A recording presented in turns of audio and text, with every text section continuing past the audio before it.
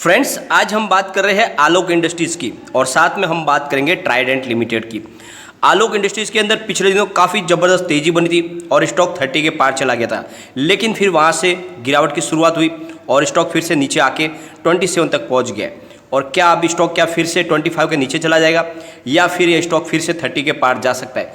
आगे क्या संभावना बन रही है और ये गिरावट का दौर क्यों जारी हो गया, इसके पीछे वजह क्या है? तो इसके पीछे जो फ्रेंड वजह है उसको हम इस वीडियो के माध्यम से डिस्कस करेंगे और आगे क्या संभावना बन रही है। बहुत सारे लोगों ने आलोक इंडस्ट्रीज में निवेश किया हुआ है और उनको एक आशा जगी थी कि स्टॉक अब यहाँ से दौड़ेगा, लेकिन उनकी आशाओं पे पानी फिर गया और स्टॉक फिर से नीचे आ गया। और मैंने भी आपको कहा था कि 30 के नीचे स्टॉक आएगा तो फिर ये कमज़ोर हो जाएगा। तो क्या ये फिर से अब 25 के नीचे जाएगा या फिर स्टॉक 25 के ऊपर ही ट्रेड करेगा और फिर से 30 तक जाने की इसकी संभावना है? तो सारी की सारी संभावना इस वीडियो के माध्यम से तलाशेंगे और जानने की कोशिश करेंगे कि आखिर आलोक इंडस्ट्रीज में हो क्या रहा है और क्या रियल में ये कुछ एक्टिविटीज़ हो रही है या फिर सिर्फ ये हवा हवाई है। साथ में ट्राइडेंट लिमिटेड से भी एक बहुत बड़ी अपडेट निकल कर आई है, उसको भी हम डिस्कस करेंगे और जानने की कोशिश करेंगे क्या ट्राइडेंट लिमिटेड में अब तेज़ी बन सकती है, क्योंकि काफ़ी समय से स्टॉक 16 के आसपास ट्रेड कर रहा है। इसने भी 1930 की हाई बनाई थी, लेकिन वहाँ से स्टॉक फिर करेक्शन के दौर में आ गया और काफ़ी दिन हो गए स्टॉक एक ही जगह पे ट्रेड कर रहा है। क्या ट्राइडेंट लिमिटेड दौड़ने को तैयार हो चुका है या फिर अभी और इसमें करेक्शन बाकी है?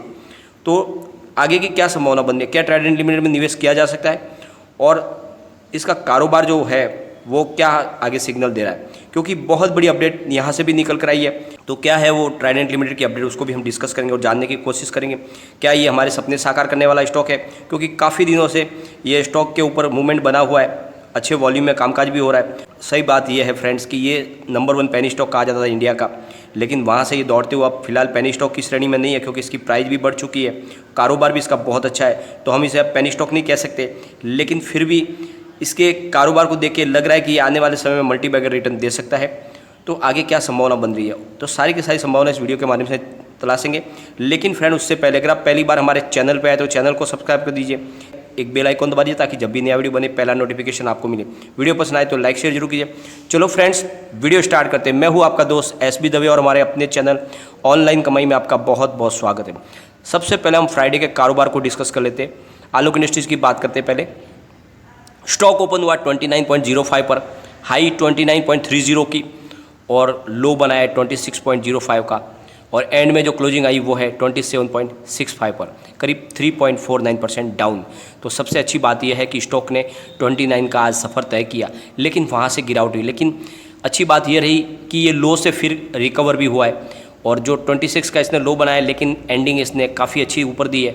तो संभावना अभी पॉजिटिव बनी हुई है। लेकिन सबसे बड़ी बात यह है कि ये जो गिरावट है उसके पीछे जो वजह है उसको हम डिस्कस करेंगे, लेकिन एक बार कारोबार को डिस्कस कर लेते हैं। तो BSE में 42,21,000 का वॉल्यूम हुआ और सामने 21,75,000 की डिलीवरी उठाएगी और डिलीवरी का परसेंटेज काफ़ी अच्छा है, 51.54% डिलीवरी बेस काम हुआ है। NSE की बात करें तो 2,25,36,000 का वॉल्यूम हुआ और सामने 1,01,72,000 की डिलीवरी उठाएगी और डिलीवरी का परसेंटेज 45.14%।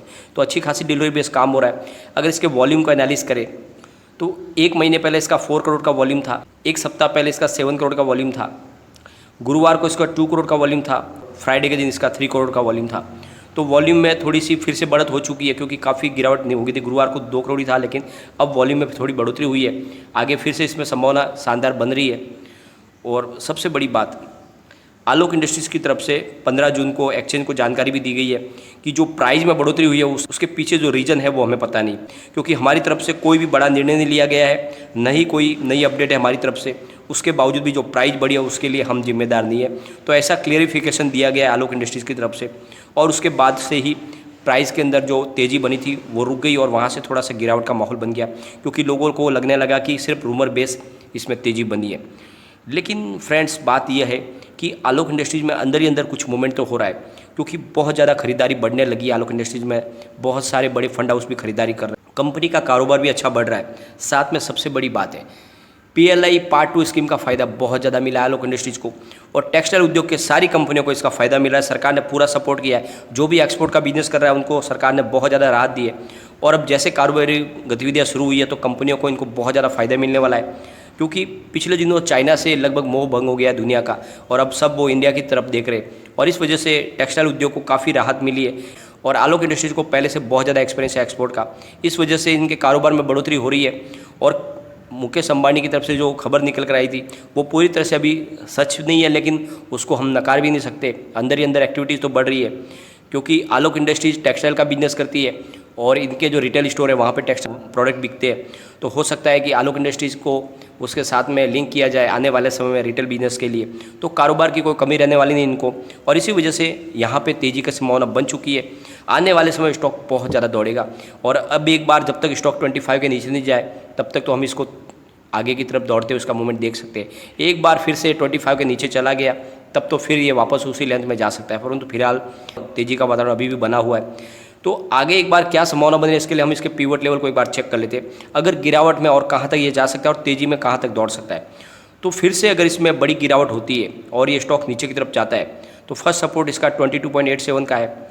अगर स्टॉक वहाँ पर भी नहीं रुका और भयंकर गिरावट बाजार में हो जाती है तो फिर ये 17.03 पर जा सकता है, और 17.03 पर अगर नहीं रुका तो फिर तीसरा सपोर्ट इसका 13.85 का है।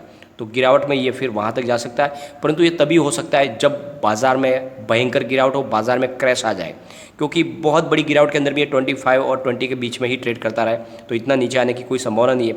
लेकिन अब ये अगर तेज़ी के दौर में चला जाता है और ये 30 को पार करता है तो कहाँ तक जाएगा। फर्स्ट टारगेट इसका 31 का है, उसको अगर ब्रेक किया तो फिर स्टॉक 35 तक भी जा सकता है, और 35 को ब्रेक करते ही स्टॉक तीसरे टारगेट यानी 40 तक जाने की संभावना है। तो अगर तेज़ी की तरफ ये दौड़ा तो बहुत जल्दी 40 तक भी जा सकता है। तो आप इसमें अपना निवेश बनाए रखें, भले इसमें प्राइस न बढ़े परंतु इसमें बहुत ज़्यादा आगे तेज़ी की संभावना बन रही है। आने वाले समय में ये कमाल कर सकता है, आपको इसमें निवेश बनाए रखना चाहिए। थोड़ी सी इसमें अच्छी पॉजिटिव संभावनाएं बनी हुई है, कंपनी का कारोबार भी आगे बढ़ रहा है, तो निवेश अपना बनाए रखें, ये आने वाले समय में अपना अच्छा खासा आपको रिटर्न दे सकता है। अब हम चलेंगे ट्राइडेंट लिमिटेड की तरफ। पहले फ्राइडे के कारोबार को डिस्कस कर लेते हैं। स्टॉक ओपन हुआ 16.90 पर, हाई बनाई 16.90 की, और वहाँ से इसमें भी गिरावट शुरू हो गई और लो इसने 15.95 का बनाया, लेकिन वहाँ से फिर रिकवरी हुई और 16.60 पर करीब 0.90% डाउन पर क्लोजिंग आई है। वॉल्यूम की बात करें तो BSE में 45,74,000 का वॉल्यूम हुआ, सामने 21,74,000 की डिलीवरी उठाएगी और डिलीवरी का परसेंटेज 47.53%।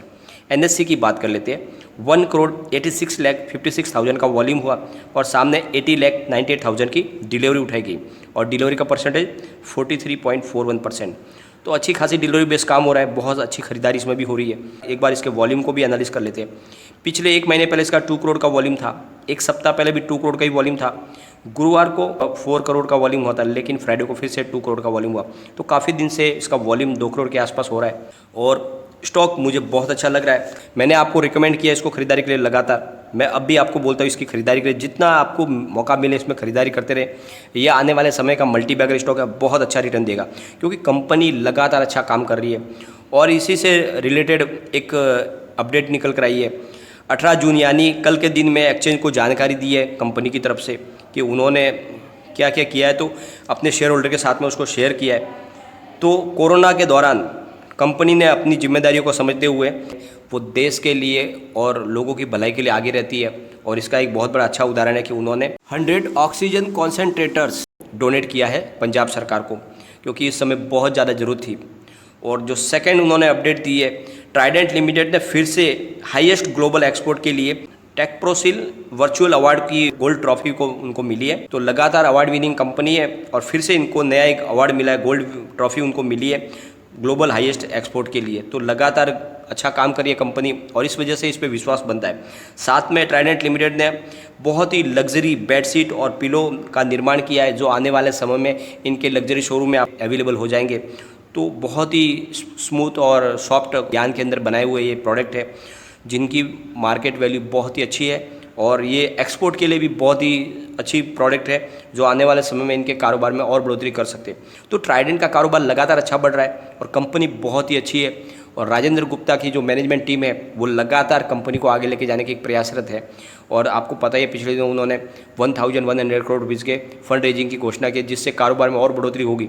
तो कंपनी में निवेश करके रखें, यह आपके सारे सपने साकार कर सकता है। आने वाले समय का ये मल्टी बैगर स्टॉक है और इसमें प्राइस में अब गिरावट की काफ़ी संभावना कम है, क्योंकि काफ़ी समय से एक करेक्शन के दौर में कभी भी यहाँ पे तेज़ी बनेगी तो आप जानते ही हो ट्राइडेंट लिमिटेड की प्रकृति है, जब ये दौड़ता है तो फिर 15 से 20% एक साथ में उछाल मारता है। तो यहाँ से फिर ये ये स्टॉक 20 के पार भी जा सकता है, तो निवेश बनाए रखें और आलोक इंडस्ट्रीज में भी अपना निवेश बनाए। दोनों स्टॉक बहुत अच्छे हैं, टेक्सटाइल के शानदार स्टॉक है, दोनों एक्सपोर्ट का बिजनेस करते हैं। आने वाले समय में ये बहुत ही अच्छा दौड़ने वाले। लेकिन फ्रेंड, कोई भी इन्वेस्टमेंट करने से पहले अपने फाइनेंशियल एडवाइजर से एक बार एडवाइस ले लें या अपना खुद का रिसर्च करें, क्योंकि मैंने वीडियो आपके एजुकेशनल पर्पज़ के लिए ही बनाया। वीडियो पसंद आए तो लाइक शेयर जरूर कीजिए और चैनल को सब्सक्राइब कर दीजिए। Thank you friend.